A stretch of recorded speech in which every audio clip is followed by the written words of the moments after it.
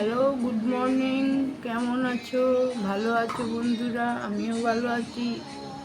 আবার একটা নতুন ব্লগের সাথে তোমাদের কাছে আসলাম। চাটা করা হয়ে গেছে, দিয়ে দিয়েছি ছেলেদেরকে। খাবো, আমি পরে খাবো। আটাটা মেখে নিই, তারপরে খাচ্ছি।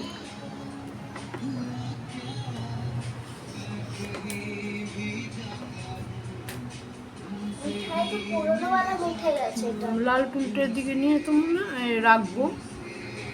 একটু হ্যালো গুড মর্নিং বলে দাও বন্ধুদেরকে। বলো হ্যালো গুড মর্নিং। বলে পালিয়ে গেল। দেখলেই পালিয়ে যায় নন্টে। এমনিতে নাচ গান ছবলি ভবলি করে, আর কিন্তু ক্যামেরা দেখলেই চলে যায়।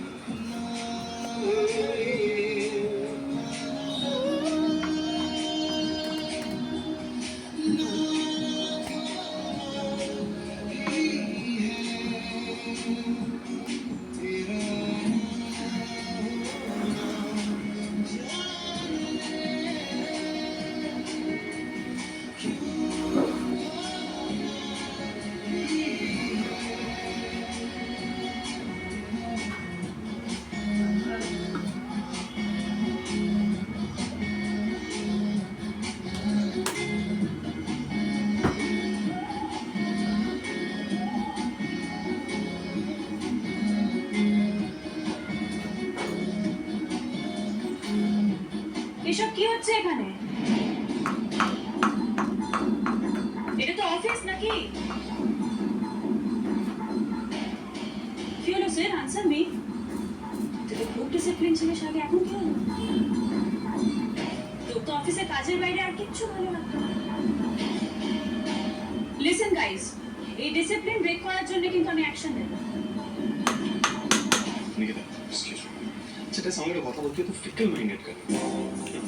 তুই তো বললি যে সবাইকে মোটিভেট করতে হবে, সবাই খুব ডিমোটিভেটেড, তো সেটাই তো করছিলাম। আমি স্যান্ডউইচ খাওয়ালো সবাইকে, আমি গান করলাম, দেখ সবাই বলে মোটিভেটেড ফিল করছে। করছো তো? তাহলে আর তুই যে কাজটা দিয়েছিস না, ওটা আমরা ঠিক করে নেবো। You don't need to worry about that. কি বক্স পারো? বলছিলাম কি দিদিমণি, তুমি কি খাবে বলো, আমি খাবার এনেছি আর কফি এনেছি তোমার জন্য স্পেশাল, বুঝলি তো? একটু ঠান্ডা করো। তুমি আমার বড় যে, সেটা সবাই জানে। আর সেদিনকে পার্টিতে হ্যাঁ আমি খারাপ ব্যবহার করেছিলাম বড়দের সাথে, তাই জন্য আমি সবার সামনে মিঠাই সরিয়ে চাইছি। সরিয়ে তুমি মাথাটা একটু ঠান্ডা করো। কি খাবে বলো? কফি আছে, স্যান্ডউইচ আছে। ও দাদা, আরে বস নিয়ে যাবে, চেয়ার নিয়ে এসে দাও। এক সেকেন্ড হয়ে গেছে মিঠাই, এবার প্লিজ একটু চুপ করো। আর অভিজিৎ, আমার কিন্তু টাইম মতন প্রজেক্টটা জমা চাই, মনে আছে তো? আর অফিসে এসব কি বললো, এসব কিন্তু চলো প্লিজ, সবাই বাড়ি যাবে। আমি এত জায়গায় জব করেছি মিঠাই, শুধু তোমার মতো কাউকে দেখিনি। স্যার, ওই প্রজেক্টে আমরাও হেল্প করতে চাই, যদি আপনি এলাকা। আর এরপর থেকে আমরা ঠিক এইভাবেই হুড় করে কাজ করতে চাই। ইয়েস, সেটা বলে তো ম্যাডাম বলবে। যাও যাও কাজ করো। চলো চলো চলো, সবাই চলো, চলো চলো। চলো।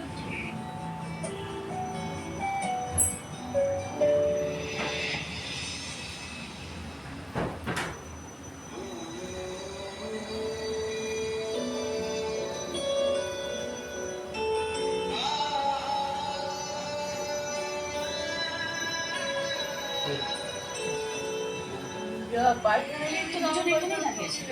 Sit. আমি একটা সিরিয়াস কথা বলছি। ম্যাম আমি সিরিয়াসলি রিপ্লাই দিচ্ছিলাম, বলুন না। তোরা দুজনে আজকে অফিসে যা করেছিস তার আগে আমি স্টেপ নেব।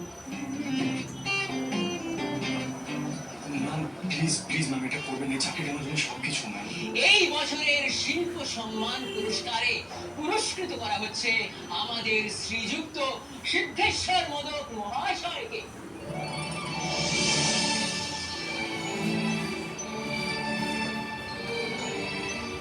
এই ভাইয়া, দেখা হবে। হ্যাঁ দেখা তো নিশ্চয়ই হবে of course and by the way congratulations for the office Well, I don't deserve that congratulations. এখন আমার ভেতরে তোমার প্রতি অনেকটাই ভালোবাসা। সত্যি বলছি, আমি মন থেকে চাই জানো তো, তুমি সুস্থ হয়ে ওঠো, যত তাড়াতাড়ি সম্ভব তুমি সুস্থ হয়ে ওঠো, আগের জীবনে আবার ফিরে যাবে। সত্যি এটাই চাই। আমি চাইছি, আমি সত্যি বাঁচতে চাই। আর আমি অনেক স্বপ্ন দেখেছি জানো, আমাদের স্বপ্ন। আমি দেখি আমরা দুজনে মিলে খুব সুন্দরভাবে একটা সংসার করছি। স্বপ্ন দেখেছি না, স্বপ্ন দেখি, যে স্বপ্নগুলো আগে কোনোদিন দেখিনি, এখন দেখি। শোন, মনের জোর রাখলে না সব সম্ভব। মনের জোর রাখো, দেখবে তুমি তাড়াতাড়ি সুস্থ হয়ে উঠবে। তবে জানো, আমার না মাঝে মধ্যে তোমাকে খুব সন্দেহ হয়। সত্যি বলছি, আমার মনে হয় যে তুমি একেবারে সুস্থ আছো, ভালো হয়ে গেছো। আবার কখনো কখনো মনে হয় যে না, তুমি ভালো হওনি। কোনো সুস্থ মানুষ এরকম ভাবে সারাক্ষণ বিছানায় শুয়ে থাকতে পারে নাকি? পিড়িটা ধুয়ে রাখুনি রুটি করে, আমার মনে হয়নি তোমার। রুটি করে পিড়িটা ধোনি। আমি ঠিক করেছি জানো তো, একটু টাকা পয়সা জমিয়ে আমি ডাক্তারের সাথে কথা বলবো, তোমার অপারেশনের ব্যবস্থা করবো। যখনই রুটি করে যদি দরকার পড়ে লোন নেওয়ার চেষ্টা করবো। সেসব বলে বসে আমি তো রুটি করে ধুয়ে রেখেছি, তারপরে তুমি বললে। সময় তো পালিয়ে যাচ্ছে। হ্যাঁ, আমি তো আর কিছু করিনি, এই দুদিন ধরে আর তুমি রুটি দিন করে রাত শুয়ে বসে থাকছো, পরশুদিন কতগুলো দিন বলে তো জীবন থেকে চলে যাচ্ছে। ছিল বলে রুটি করিনি। বাসায় লেগে যায়, তুমি ভুল করছো। লেগে যায়। মানুষ শুয়ে বসে থাকলে তার জীবন থেকে সময়টা পাকাচ্ছি চলে যায়। সয়াবিন তা আর কিন্তু নয়। এ দিয়ে খেয়ে। তখন কি হয় জানো তো, সয়াবিনের তরকারি দিয়ে চিন্তা খেয়ে নিই। পরিসর তৈরি হয়, মানুষের অনেক রকম চিন্তা আসে। চিন্তা না বলো, টেনশন। এই যে তুমি আমাকে নিয়ে সারাক্ষণ টেনশন করে চলেছো। যথেষ্ট কারণ আছে। পায়খানা তো তুই তো আলু সেদ্ধ কারণ আছে পড়া। এটা খাওয়াতে কি হলো? প্রতীক্ষা, দেখো এটা হজম হয়নি, গ্যাস প্রতীক্ষা অলরেডি একটা কেসে জড়িয়ে আছে, সেখানেও আবার সহ্য হয় না, ওই জন্যই নতুন তো করে খাই না। আরেকটা কেসে জড়াবে, মানে আমার না বা সবজি দিয়ে খেতেই ঠিক হতো, সয়াবিনের তরকারি ছিল তো, একটু তো চিনেছি, শুকনো শুকনো করে একটু হলেও তো খেতেই আমি ভালো ওকে জানি। লাগতো। আমার মনে হয় না জানো তো, আমি ঘি খাই দেখো না মানুষ কখনো। নিজের ভালোটা বোঝে, এরকম নিজের ভালোর জন্য কেউ কেন আর ঘিও এমনিতেই ভালো ওদের বয়স ভালো হয়েছে, অন্য সব জায়গায় ছিল। হজম হয় না। ওরা নিজেদের স্বার্থের জন্য এবং এই সম্পত্তির জন্য সবকিছু যেমনি ছিল এক চামচ করবে ওরা? শুকনো শুকনো করে আমরা খেতাম। তো ওদের কাছ থেকে কিছু নিয়ে নিচ্ছি না, ওদের যেটা থাকার সেটাই থাকছে, তাই না? একদম শুকনো করে নুন দিয়ে তো মেখে খুশি নয়। তাই ভালো খেয়েছি। ডাল তো করলাম না, যে আজকে একটা ডাল করবো, মানুষের সবটা চায়। রাত্রির আর একটুখানি ডাল সেদ্ধ করে আর বাড়ালাম না। দেখো বড়া কি সম্পত্তি মায়ের, মা এখনো আছে। খাবারের আগেই বাসি খাবার খেতে মা হয়। কাউকে কিছু দিতে কিন্তু বাধ্য নয়। দরকার হলে ওরা কি হয়েছে? কেউ সরিয়ে দিতে টাটকা পারে। ভাত খেতে পেরেছি। তাহলে ওই এই গরম পুরো ভাত বাড়িটা মাথা দিয়ে লিখিয়ে দিতে পারো। রেখেছি, আর এই পুরো ব্যাপারটাতে ভাজা তুমি যে দিয়ে মাথা হয়ে দাঁড়াবে সেটা আমরা খুব এক ভালো করে চামচ জানি। নিয়েছি ভেজে ভেজে। তুমি ওদের শত্রু, তোমার ক্ষতি ওরা যে কোনো ভাবে করতে চায়। দেখো, আমি তো সবসময় তোমার সঙ্গে থাকতে পারবো না, তোমাকে প্রোটেক্ট করতে পারবো না। নিজের প্রোটেকশনটা তোমাকে নিজেকেই করতে হবে সেগুলো। সেই জন্য বলছি তুমি খুব সাবধানে থেকো। সবসময় তুমি খুব সচেতন থাকবে। এই দুজনের থেকে তুমি খুব সাবধানে থাকবে। তোমার কথা অনুযায়ী আমার বিপদ হতে পারে, কিন্তু যদি ভালো করে দেখি সেক্ষেত্রে তো তোমারও বিপদ হতে পারে। হ্যাঁ, বিপদ যে আমার একেবারে হবে না তাও বলছি না, হতেই পারে, কিন্তু তোমার বিপদটা এক্ষেত্রে বেশি। ও খুব ভালো করে জানে যে আমার কোনো ক্ষমতা নেই, আমি কিছু করতে পারবো না। সেই জন্য হয়তো আমাকে অতটা, কিন্তু হ্যাঁ, তোমাকে ফাঁসানোর জন্য হয়তো আমার ক্ষতি করতে পারে। আমি না বুঝতে পারছি না, কিন্তু তুমি না আমার সব গুলিয়ে দিচ্ছ। ও তাই তো, তুমি সারাদিন এত ক্লান্ত হয়ে এসেছো, আমি এই কথা বলে যাচ্ছি। কথাগুলো বললে খুব নেগেটিভিটি আসে, সেগুলো কিন্তু কি করবো বলো? আমার তো সবসময় খুব টেনশন হয়, সেই জন্য এই কথাগুলো তোমাকে না বলেও পারি না। তুমি যে বলছো আমি তোমার কথা শুনছি, আর আমি এখন যথেষ্ট সাবধানে পথ চলি। ওই অন্ধকার রাস্তা দিয়ে যাতায়াত করি না আমি। শোনো, এই বাড়িতে তোমাকে কেউ কিছু খেতে দিলে তুমি কিছু খাবে না। আমার মাও যদি তোমাকে দেয় তুমি খাবে না। আচ্ছা, সেটা কি করে পসিবল হয় বলো তো? এই বাড়ির রান্না তো আমি আর মা মিলেই করি, সেখানে আমি বলবো আমি খাবো না, মার খারাপ লাগবে না? তুমি একটা কিছু বলে দেবে যে তোমার খিদে নেই। দেখো, দিনের বেলা তো কোনো অসুবিধা নেই, কিন্তু রাত্রির বেলা তুমি বলবে তুমি বাইরে থেকে খেয়ে এসেছো, অথবা বলবে তোমার খিদে নেই। এভাবে কতদিন? কয়েকটা দিন তো চলো, তারপরে না হয় আবার আগের মতো।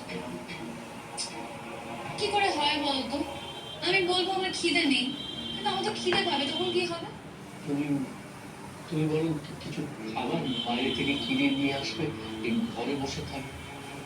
সত্যি পরাগ, আমি না জানতাম না তুমি এত ভীতু। যতদিন দেখছি আমি অবাক হচ্ছি তোমাকে দেখে। তুমি এত ভীতু? তুমি নিজের ভাইকে ভয় পাচ্ছ? হ্যাঁ, পাচ্ছি।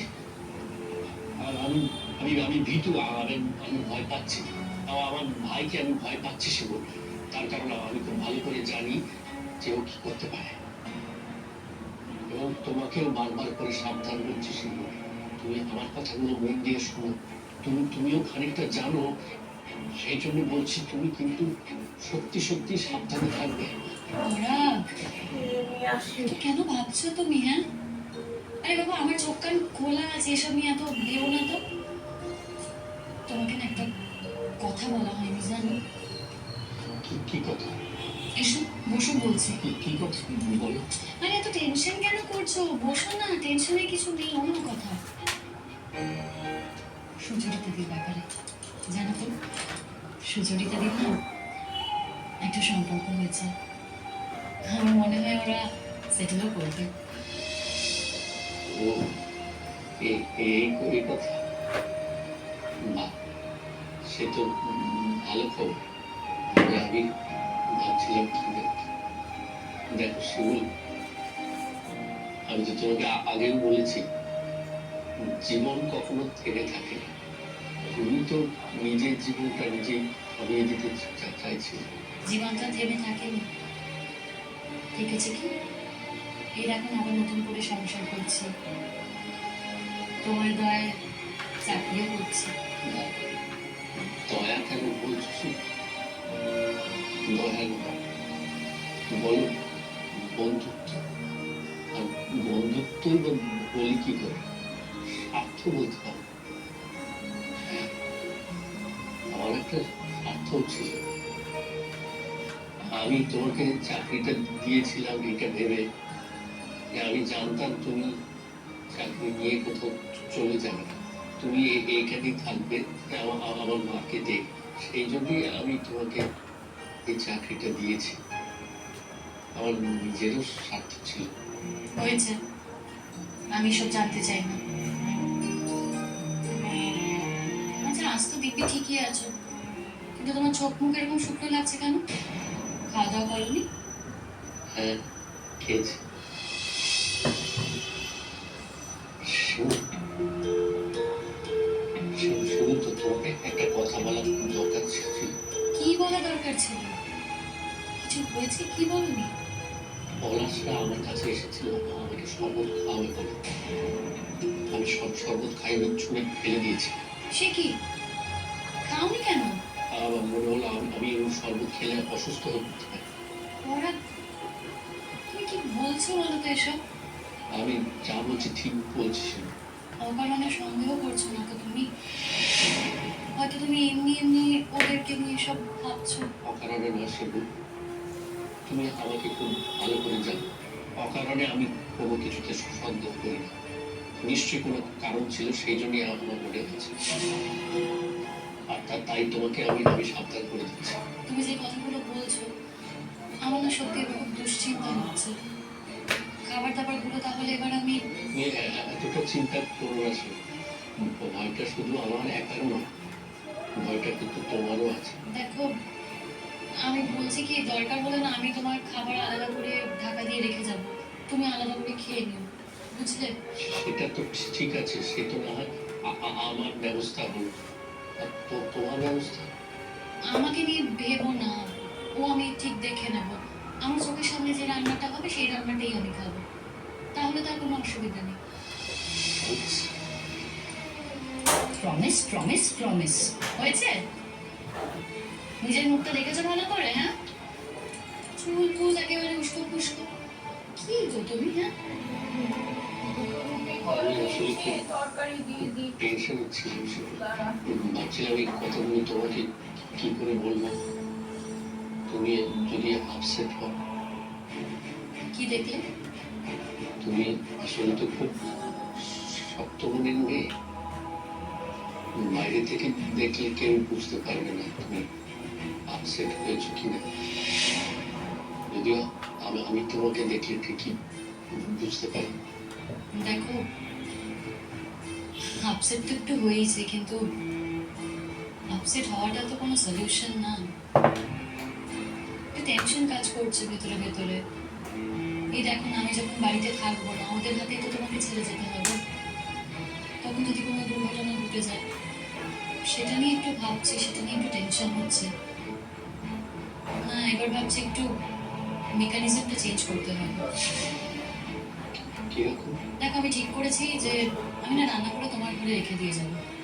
আমি চলে যাওয়ার পর তুমি দরজাটা লক করে দেবে, খাওয়া দাওয়া করবে, তারপর দরজা খুলবে। আর কেউ কিছু দিলে একদম খাবে না। আমি তো এই কথাটাই তোমাকে বলতে চাইছিলাম। তুমি আমার টেকনিকটা আমার উপরে প্রয়োগ করছো। আমিও খাবো না, সত্যি বলছি, কথা দিচ্ছি তোমাকে। দেখো, আমাদের নিজেদের সাবধানতা নিজেদের কাছে, নিজেদেরকে ঠিক রাখতে হবে।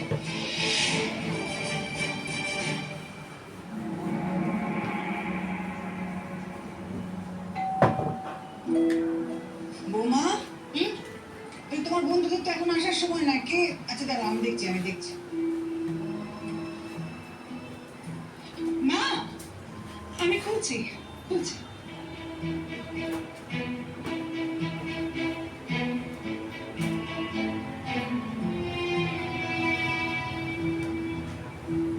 প্রতীক্ষা ব্যানার্জি আর পলাশ ব্যানার্জি নামে চিঠি আছে। আমি প্রতীক্ষা। দিন। দাঁড়াও, আমি দেখছি। কিসের চিঠি এটা? কোর্টের চিঠি আছে।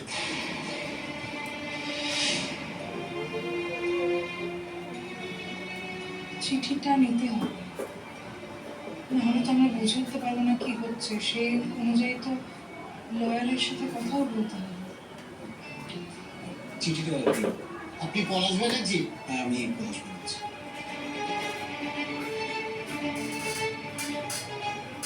এখানে একটু সই করুন।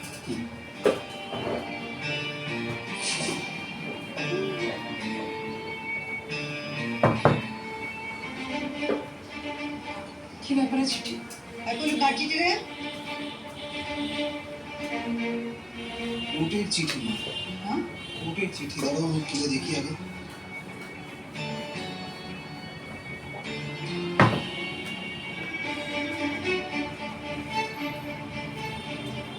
বাহ, খুব ভালো। তুমি না বলেছিলে তোমার বৌমাকে যে আমাদের এগেনস্টে কোনো স্টেপ না নিতে, কিছু না করতে? এই কেসটা তো কোর্টে উঠছে, কালকে ডেট পড়ছে এই কেসের কোর্টে। তার মানে সবকিছু তোমার এই বৌমার ইনিশিয়েটিভেই হয়েছে। ভুল করছো তুমি পলাশ। আমার ইনিশিয়েটিভে কিছু হয়নি। দেখো, আমি যখন থানায় গিয়েছিলাম তখন ওনারা আমায় জানালেন যে ওনারা অলরেডি চার্জশিট জমা করেছেন, তাই কেস কোর্টে উঠবে।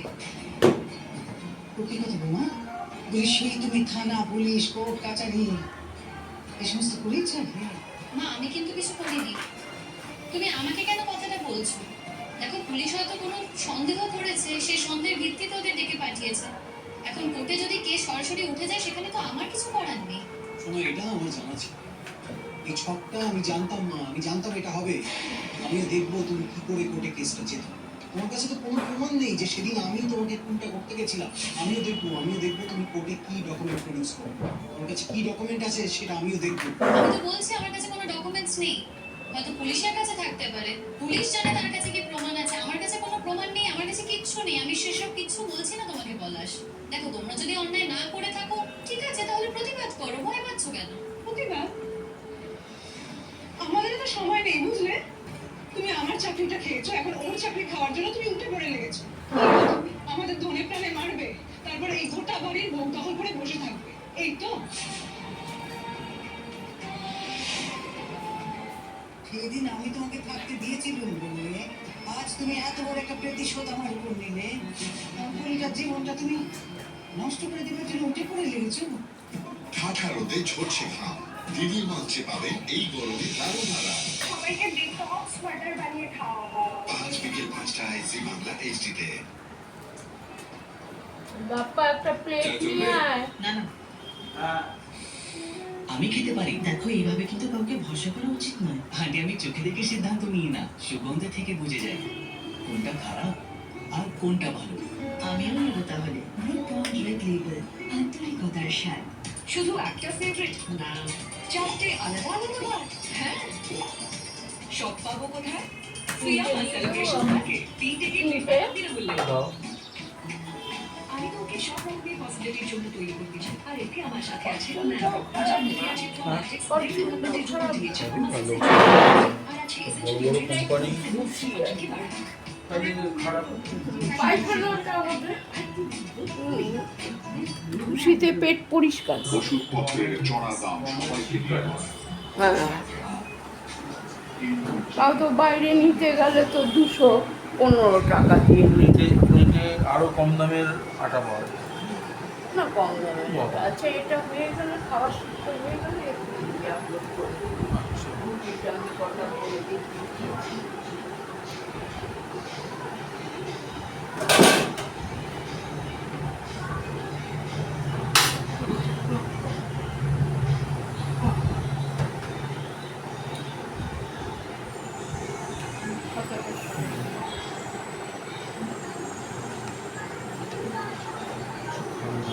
খাবার খাওয়া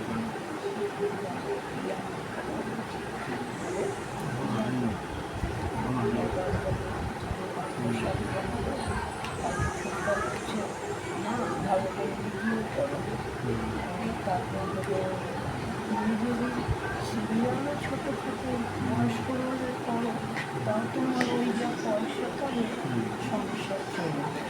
কি তো সবই, এখন তো অবস্থা ঢিলা হয়ে যাচ্ছে দিন।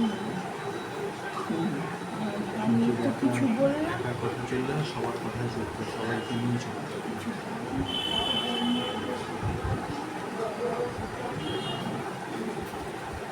সকলের মতামত নিয়ে, সকলের কথা নিয়ে চলতে হবে।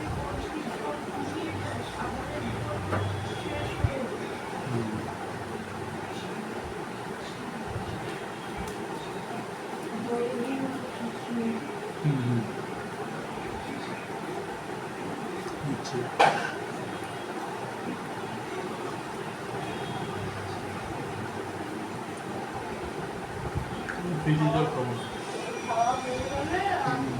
হ্যাঁ, করলে আপলোড করবো। আর তুই খাওয়াটা একটু দেখিয়েছিস কত মিনিট হয়েছে? এখন 25 মিনিট হয়ে গেছে। 25 মিনিটে করবি? আর খাওয়াটা তো দেখিয়ে দিয়েছিস, করবি? বন্ধ করবো? হ্যাঁ হ্যাঁ, বন্ধ করে আপলোড করে শুয়ে দেবো।